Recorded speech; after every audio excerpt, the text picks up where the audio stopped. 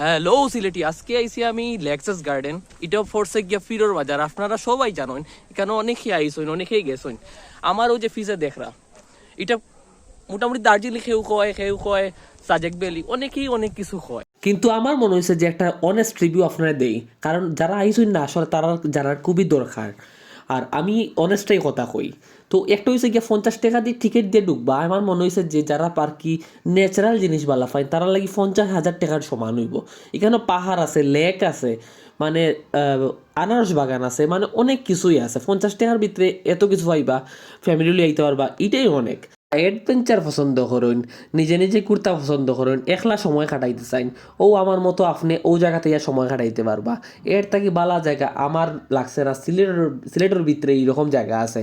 So বুঝতেও পারা যে জিনিসটা জায়গাটা অনেক বালা, অনেক সুন্দর। আপনারা যাউকা, এনজয় করুকা, ফ্যামিলি লিয়ে হোক আর একলা হোক আর বন্ধু বান্ধব লিয়ে হোক, যে সার লইতে পারবা। ভিতরে খানি দানির ব্যবস্থা আছে, যা দেখলাম সব কিছু মিলাইয়া খুব ভাল লাগছে আমার। ও তার লাগে আপনার সাজেস্ট করা চাইতে পারেন। 50 টাকা আপনার বৃত্তা যাইতো নাই।